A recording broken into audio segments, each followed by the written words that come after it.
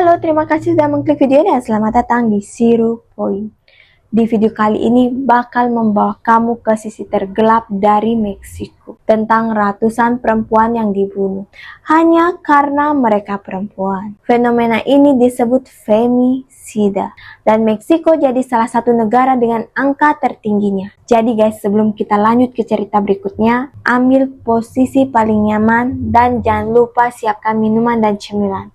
Karena ini bukan sekedar tontonan, tapi kisah nyata yang bikin kamu kembali berpikir ulang tentang keadilan. Dan kemarin baru saja ada yang lagi viral, di mana seorang influencer yang ditembak mati saat live, dan kejadiannya di negara Meksiko. Berdasarkan penyelidikan kepolisian setempat, mereka menyatakan kalau kasus ini sebagai femisida. Dan hari ini kita akan bicara tentang parahnya kasus femisida di Meksiko, sebuah negara yang dikenal karena seni, budaya, dan pantainya yang indah. Tapi di balik itu semua tersimpan fakta yang sangat mengerikan.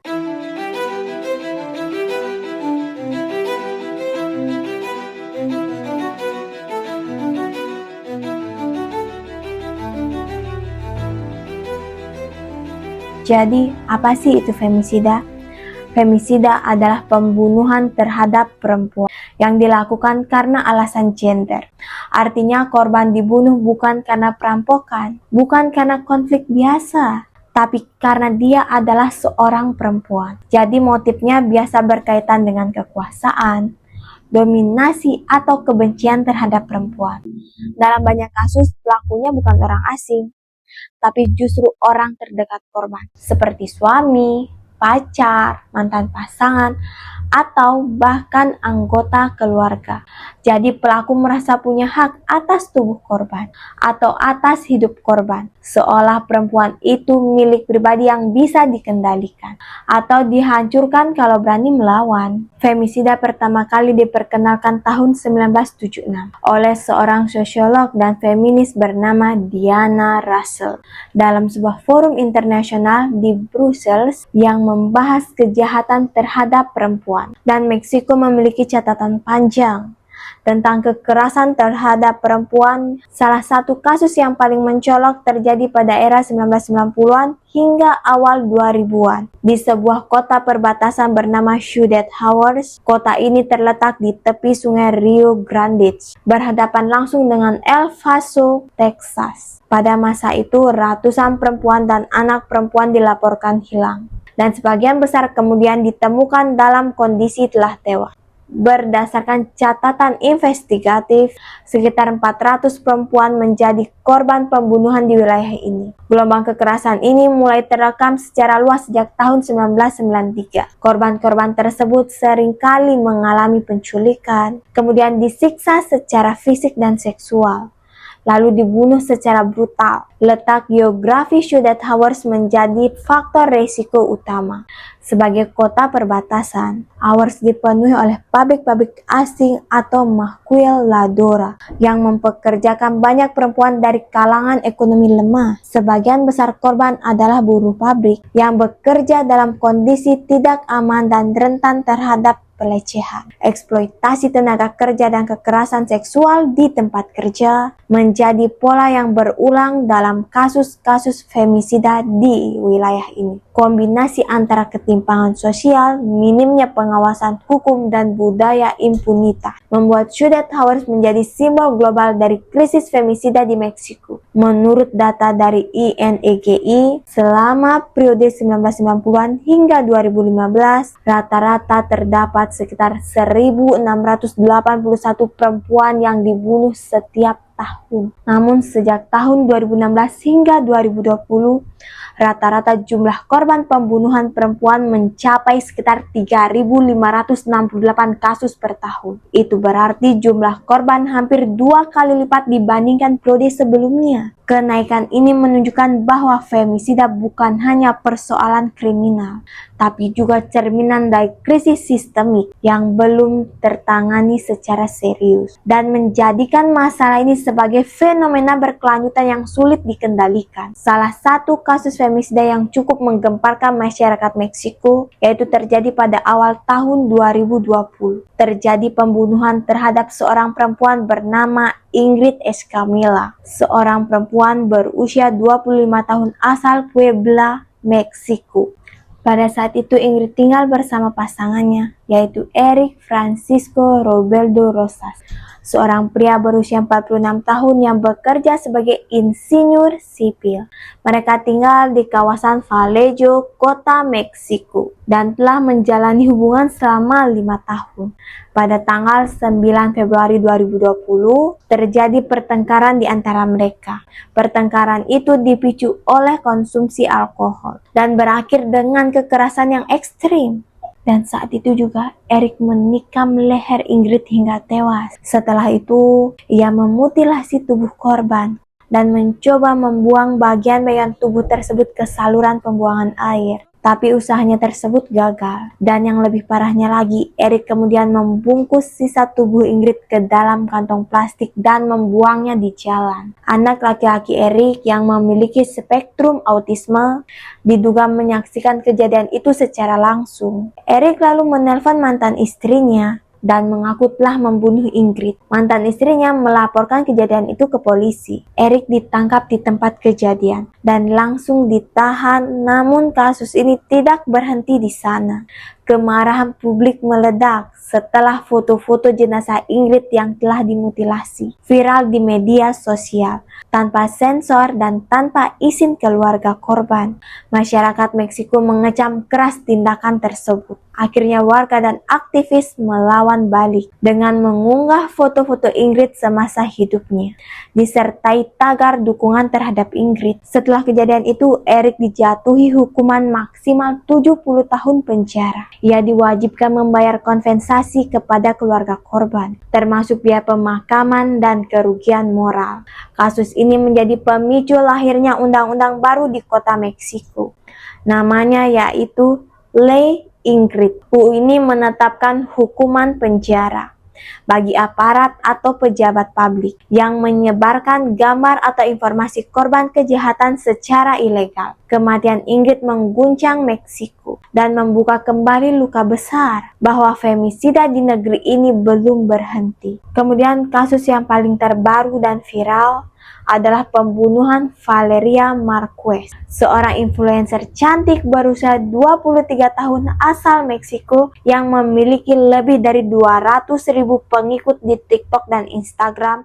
Pada tanggal 13 Mei 2025, ia sedang melakukan siaran langsung dari salon miliknya, Balsam The Beauty Lounge, yang terletak di Zapopan, Jalisco. Selama siaran, Valeria menyebutkan bahwa ia sedang menantikan kedatangan seorang kurir yang akan mengantarkan hadiah. Namun, ia juga mengungkap rasa khawatir karena wajah kurir tersebut tidak terlihat jelas. Beberapa saat kemudian, seorang pria masuk ke salon, menyerahkan boneka dan kopi, lalu menembaknya di dada dan kepala. Valeria tewas seketika, dan siaran langsung tersebut disaksikan oleh ribuan pengikutnya. Pihak berwenang Meksiko menyelidiki kasus ini sebagai femisida, dan kematian Valeria memicu kemarahan publik. Lalu kenapa sih kasus femisida di Meksiko ini sangat tinggi?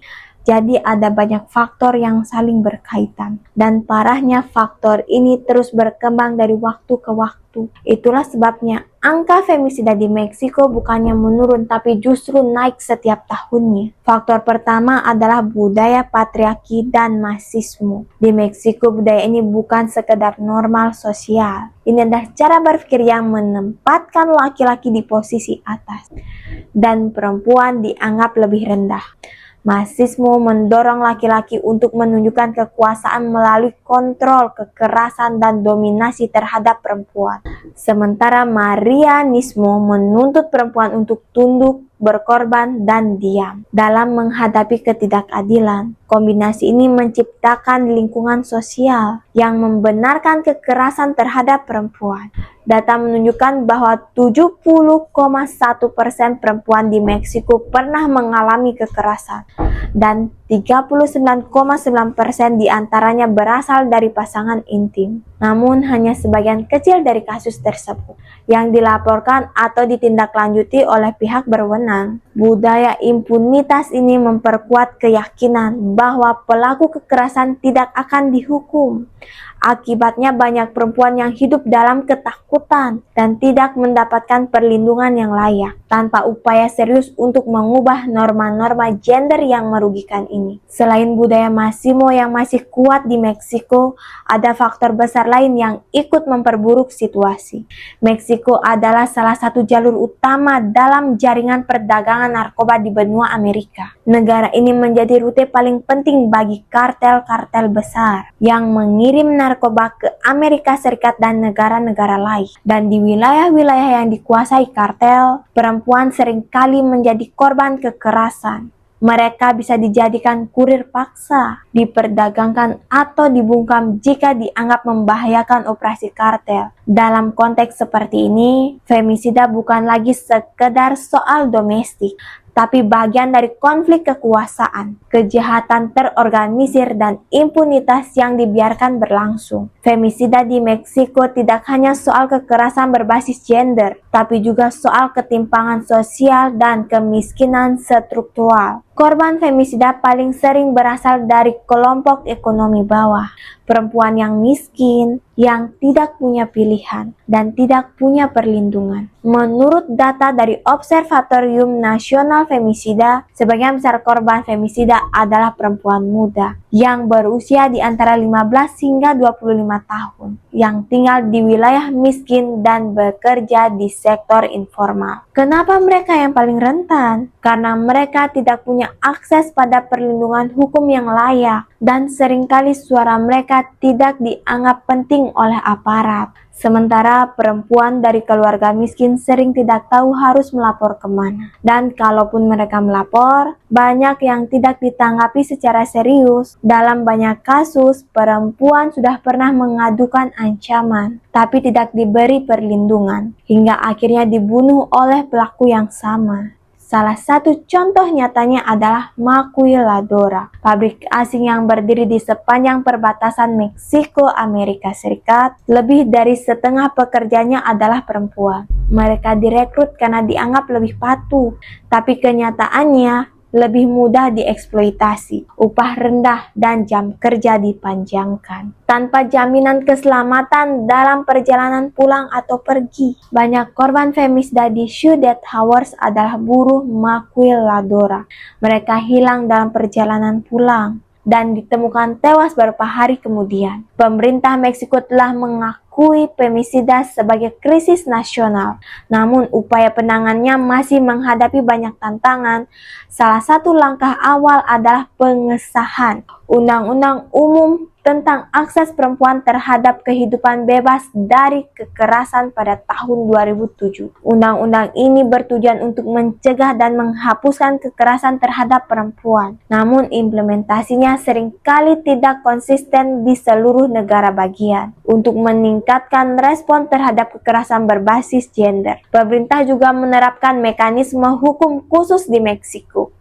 Mekanisme ini memungkinkan pemerintah mengeluarkan peringatan gender di wilayah dengan tingkat kekerasan terhadap perempuan yang tinggi, namun efektivitasnya dipertanyakan karena kurangnya tindakan konkret setelah peringatan dikeluarkan. Kasus pembunuhan Ingrid Escamilla pada tahun 2020 memicu kemarahan publik. Sebagai respon, pemerintah Meksiko mengesahkan Ley Ingrid yang melarang penyebaran gambar korban kekerasan. Undang-undang ini bertujuan untuk melindungi martabat korban dan mencegah reviktimisasi. Pada tahun 2024, Claudia Sheinbaum menjadi presiden perempuan pertama di Meksiko.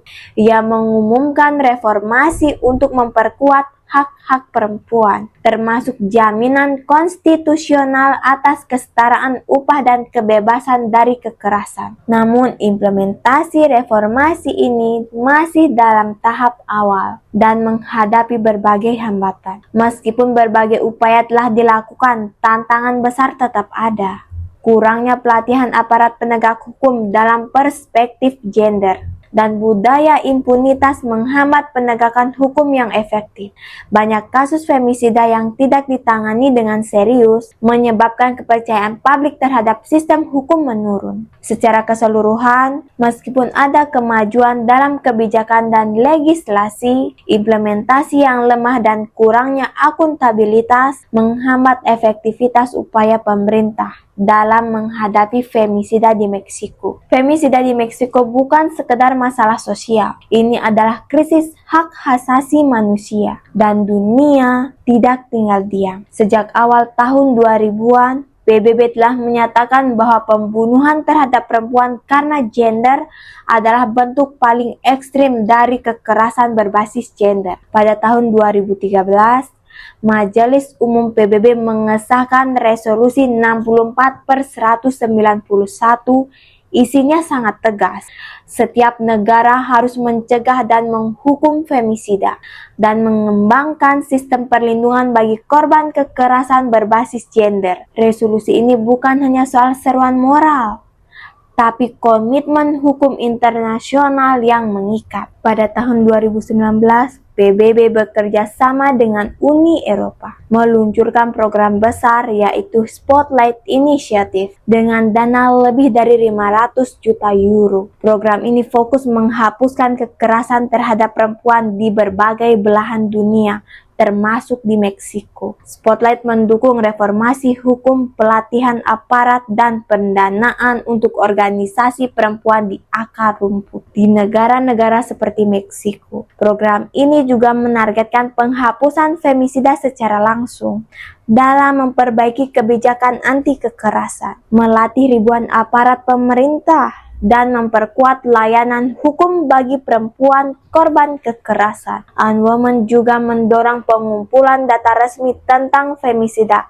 karena banyak korban yang tidak tercatat dan banyak kasus yang ditutup tanpa penyelidikan. Di bidang penegak hukum, PBB melalui UNODC meluncurkan modul pelatihan daring pertama di Meksiko. Modul ini dirancang khusus untuk polisi dan penyidik agar mampu menangani kasus femisida tanpa bias gender dan memberikan perlakuan manusiawi kepada korban dan keluarga. Sementara itu, ECLAC, Lembaga Ekonomi Regional PBB, mengeluarkan laporan tahunan tentang jumlah femisida di Amerika Latin dan Karibia. Menurut laporan mereka, pada tahun 2022 saja, lebih dari 4.000 perempuan dibunuh karena gendernya di wilayah ini.